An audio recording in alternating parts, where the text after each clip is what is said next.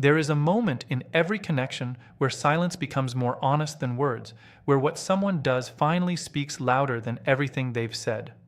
And in that moment, something shifts, not through confrontation or emotion, but through awareness. You stop chasing clarity from someone who keeps offering ambiguity, and you start reading what has always been there in their behavior. There is a specific kind of person who can completely reshape what an avoidant experiences inside a relationship. And it is rarely the person who is trying the hardest to be loved. It is not the one constantly proving their loyalty, not the one who stays available at all costs, and not the one who spends their energy endlessly decoding mixed signals in the hope that consistency will eventually emerge. In most cases, the individuals who impact an avoidant the least are those who organize their entire emotional world around them. The reason is simple. Avoidant dynamics are already familiar with that kind of emotional positioning. They recognize it instinctively. They know how to move within it. They can pull back, stay distant, even go silent, while still remaining emotionally supplied by the other person's ongoing presence and attention. In that structure, distance does not equal disconnection. It simply becomes part of the rhythm. So even when they withdraw, even when they become unclear or emotionally unavailable, there is still an underlying assumption that the other person will remain there. Still thinking, still waiting, still interpreting, still holding the bond together internally. And in many ways, that expectation becomes the hidden control point of the dynamic. The relationship continues not because of mutual clarity, but because one person keeps the connection alive in their nervous system, even when it is not being actively maintained. This is also why many deeply empathic people unintentionally reinforce the very pattern that hurts them. The more they try to understand, the more they over-explain, the more they reassure, the more they step into emotional over-responsibility, the less the avoidant partner is required to face the real impact of their withdrawal. Nothing interrupts the cycle. There is no consequence that forces reflection. The distance remains emotionally safe because someone else is carrying the weight of it, but there is a different type of empathic presence that disrupts this entirely. It is not loud. It is not reactive. It does not collapse into urgency or chase clarity through pressure. At first glance, it can even look like nothing is happening externally, yet internally, something very different is taking place. This person notices the inconsistency immediately. They feel the shift in tone. They register the emotional cooling without needing to debate whether it is real. But instead of moving outward in panic or pursuit, they move inward. They pause long enough to understand their own emotional state before attempting to stabilize it through the other person. They do not outsource regulation. They do not turn confusion into immediate action. They allow awareness to form before response takes over. And this changes everything because for the first time, the emotional system is no longer automatically organized around the avoidance availability. The empath is not instantly reaching, not immediately interpreting silence, not rushing to repair the disconnection through extra effort or emotional compensation. There is observation instead of reaction, grounding instead of escalation, internal clarity instead of external dependency. This is the point where the dynamic begins to lose its usual structure. The avoidant is no longer interacting with someone who fills every gap with anxiety-driven effort. They are now encountering someone who can actually sit with discomfort without turning it into pursuit, someone who can feel the absence without collapsing into it, someone who can recognize distance without trying to erase it through overextension. And that shift is not dramatic on the surface, but it is profound underneath because it removes the hidden safety that distance used to provide. The assumption that someone will always overfunction emotionally is no longer guaranteed. The silence no longer produces automatic overengagement. The withdrawal no longer triggers endless pursuit. Instead, it is met with awareness, with restraint, with emotional self-possession. And in that space, something unfamiliar begins to happen. The avoidant is no longer in control of the emotional pacing of the connection. The rhythm is no longer dictated by their inconsistency. For once, their absence does not generate increased pursuit energy. It generates awareness, boundaries, and internal recalibration on the other side. This is not about playing games or withdrawing love as punishment. It is something far more grounded than that. It is the moment an empath stops abandoning themselves in the name of understanding someone else. It is the point where feeling deeply no longer means losing structure internally. And that is exactly what shifts the entire relational field. Because when one person stops making themselves emotionally available to confusion, inconsistency loses its power to dominate the connection. Maybe they talked about a future with you. Maybe they apologized just enough to keep you emotionally uncertain. Or maybe they told you they just needed space and time. On the surface, those things can sound reasonable, even responsible, even mature. But in these dynamics, they often function differently beneath the surface. They become emotional breadcrumbs, small, incomplete signals that don't provide clarity, but instead keep your mind engaged, looping, questioning, and waiting. Waiting for clarity that never fully arrives. Because once uncertainty is planted, your mind doesn't stay still. It starts doing the work automatically. You begin replaying what was said. You analyze tone, timing, pauses, and word choice. You ask yourself if there was a hidden meaning behind a sentence that seemed simple at the time. You wonder if you missed something important, something that would finally make it all make sense. And without realizing it, that mental loop becomes its own form of attachment. Not attachment through connection, but attachment through unresolved meaning. Even silence plays a powerful role in that cycle. When there is no response, no closure, no explanation, the mind doesn't interpret it as nothing. It interprets it as unfinished. And the human brain is not comfortable with unfinished emotional patterns. So it tries to complete them. You start asking why they haven't reached out, whether they ever cared, whether you were the problem, whether something still exists beneath the silence that you just can't see yet. And slowly, that absence becomes noise in your head. Not external noise, but internal noise, constant, quiet, persistent. And in that space of unanswered questions, emotional connection doesn't always fade the way people expect it to. Instead, it lingers. It reshapes itself. It replays internally in fragments, memories, imagined conversations, interpretations of past moments that suddenly feel important again. At the same time, indirect signals can intensify this even further. A vague post, a carefully chosen photo, a song lyric, a caption that feels emotionally charged but unclear, a visible sense that they are moving on, or that they are fine, or that they are living differently now. Whether intentional or not, these things trigger interpretation. And interpretation leads to emotional activation, not because there is real communication happening, but because your mind is still engaged with meaning making. You are no longer just observing reality, you are decoding it. And that's the key point most people miss. The attachment doesn't always survive through contact. Sometimes it survives entirely through interpretation. They don't need to text you. They don't need to explain anything. They don't even need to be present in your life in any direct way. The internal replay is often enough. The memory loop, the analysis, the what did that mean cycle that restarts itself every time something reminds you of them. Over time, this internal process can feel like emotional processing, even healing. But in many cases, it's actually a continuation of the bond in a different form, because healing requires movement forward, and interpretation often keeps you circling the same emotional ground. Even nostalgia can quietly reinforce it. The mind tends to selectively highlight moments that felt intense, meaningful, or emotionally charged, while filtering out the inconsistency, confusion, or emotional instability that may have also been present. That selective memory makes the connection feel more significant than it may have been in reality. And so the past becomes slightly rewritten, not intentionally, but emotionally. That's why detachment is not just about blocking contact or avoiding communication. That is only the external layer. The deeper layer is internal.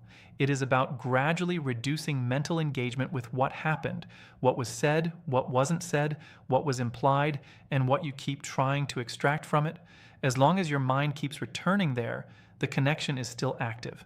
Not externally, but psychologically. From a psychological standpoint, this is closely tied to how the brain handles intermittent reinforcement.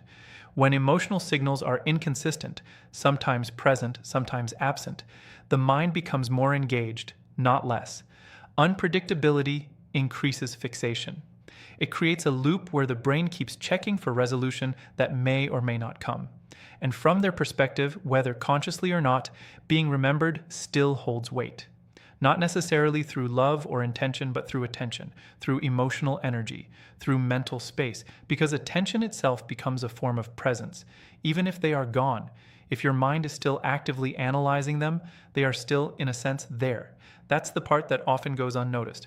The relationship may be over externally, but internally it can continue through thought patterns, emotional reactivation, and unresolved meaning loops. This is also why it can feel like you are making progress one day, and then suddenly being pulled back the next. A memory, a trigger, a place, a phrase, something small can reopen the entire loop instantly. Not because you failed to heal, but because the pattern hasn't fully been replaced yet. And in many cases, the body is involved too. Not just the mind. You might notice tension in the chest, a drop in energy, a sudden heaviness, or a familiar anxious pull when something reminds you of them. The nervous system remembers patterns of emotional intensity even when logic says it's over. So detachment isn't only mental, it is also physiological unlearning, which is why real detachment is gradual. It doesn't happen in one decision, it happens in repeated redirections of attention. At some point, the shift begins, not dramatically but quietly. Instead of automatically analyzing, you pause. Instead of replaying conversations, you let them stay in the past without reopening them. Instead of searching for meaning in their silence, you start noticing your own reaction to that silence. And that's where something important starts to change, because the focus slowly shifts away from them and toward you, not in a forced or motivational way, but in a practical awareness of your internal state. You begin to notice what the loop is actually doing to you, the tension it creates in your body, the distraction it causes in your daily life, the way it pulls your attention away from what is actually in front of you. And slowly, a different question starts to form. Not, what did they mean? But, what is this doing to my peace? That question is a turning point, because it doesn't require decoding them. It requires observing yourself. And clarity doesn't come from solving every action, silence, or ambiguous moment from the past. It comes from recognizing the cost of staying inside that mental space. Over time, something subtle but powerful happens. The need to analyze weakens. The emotional urgency softens. The internal search for answers begins to slow down. What once felt like confusion starts turning into distance. And in that distance, something more stable begins to form. Not obsession, not doubt, not emotional reactivity, but perspective. You start to see the situation less as something you need to solve, and more as something you have already lived through. And that shift changes everything. Because healing was never about getting every answer from them. It was never about finally decoding the exact meaning behind every word, silence, or action. It was about no longer needing those answers to stay emotionally free.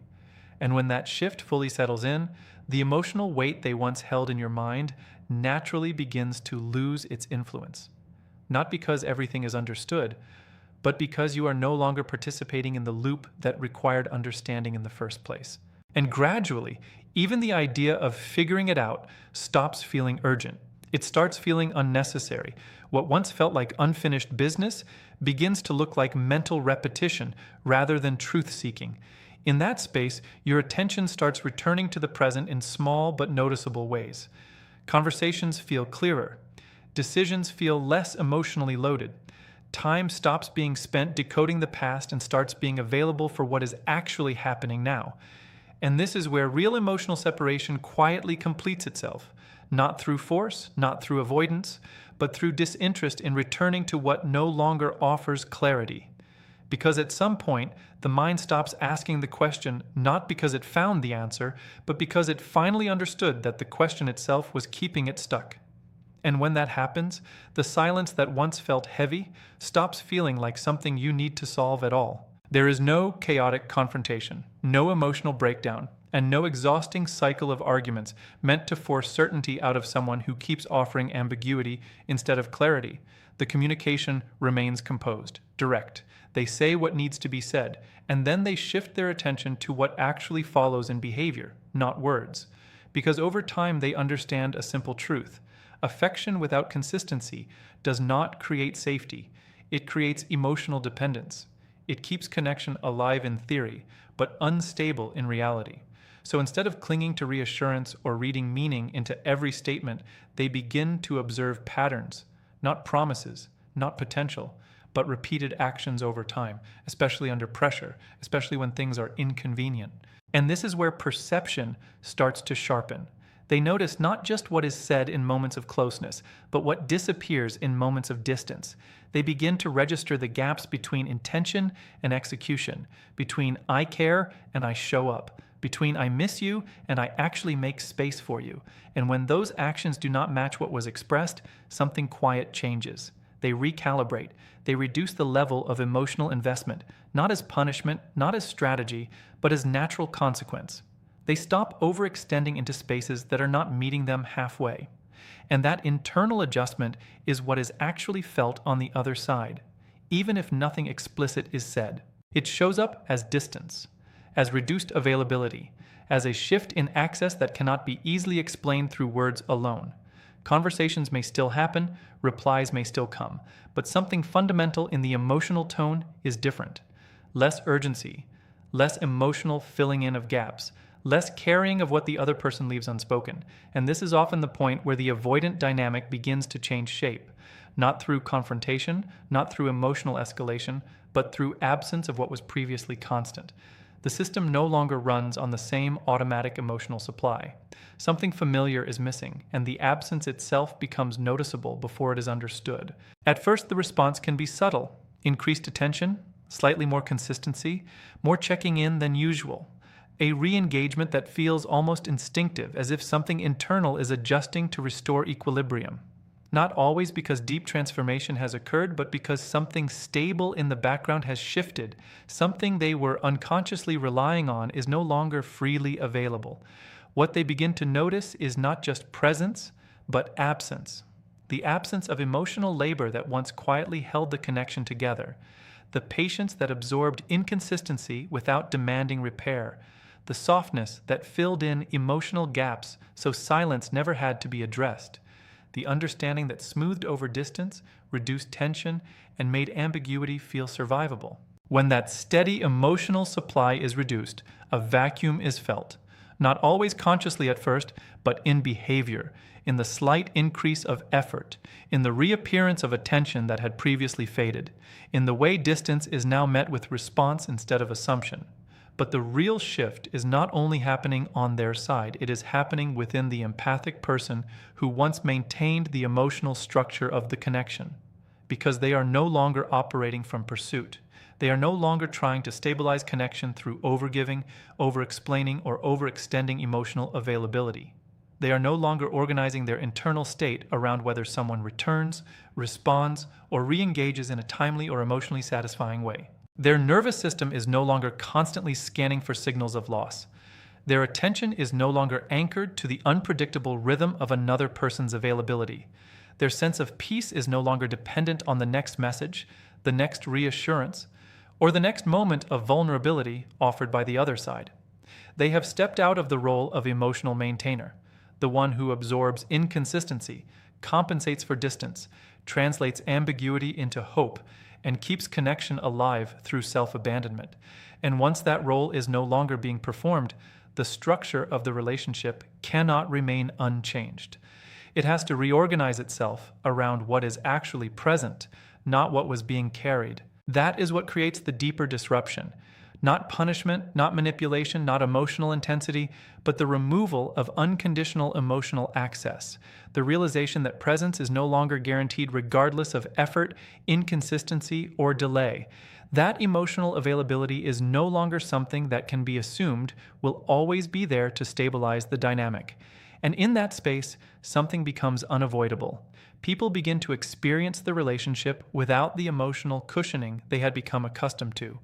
Without the silent absorption of inconsistency, without the constant softening of distance, without someone continuously bridging the gap between connection and disconnection. Now they are in front of someone who can care deeply without disappearing into overextension, someone who can feel hurt without turning it into pursuit, someone who can miss connection and still choose clarity over confusion, someone who no longer negotiates their own emotional stability in order to preserve proximity.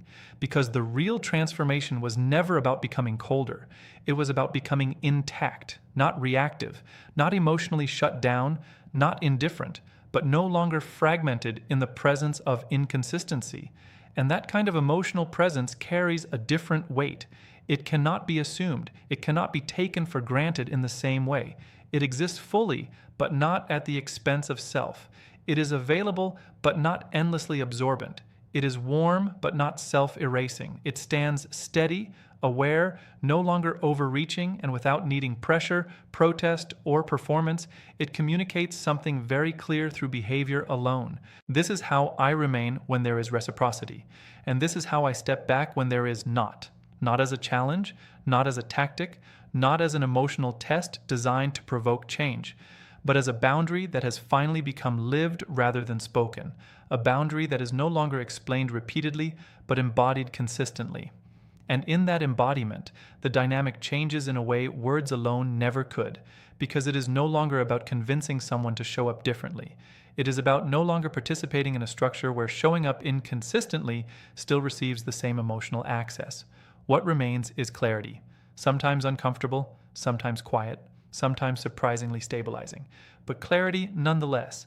And from that clarity, something different becomes possible. Not a cycle of pursuit and withdrawal, not a loop of reassurance and ambiguity, but a connection that can only continue if it is met with equal presence on both sides. Otherwise, it naturally recedes into distance that no longer requires explanation, and in the end, nothing dramatic has to happen for everything to change. No final argument, no emotional collapse, no decisive goodbye, just a quiet return to self, a point where overgiving stops feeling like love and starts feeling like loss, where inconsistency is no longer romanticized into potential and silence is no longer filled with imagination. What remains is what is actually present, not what is hoped for, not what is promised, but what consistently shows up in reality. And from that place, attachment loses its urgency, not because feeling disappears, but because illusion does. The need to chase understanding fades when behavior becomes clear enough to understand on its own.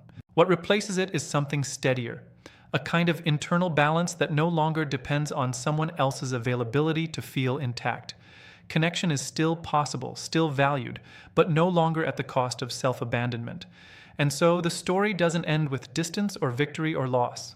It ends with alignment, with the simple recognition that what is meant to stay will not require you to disappear in order to be kept.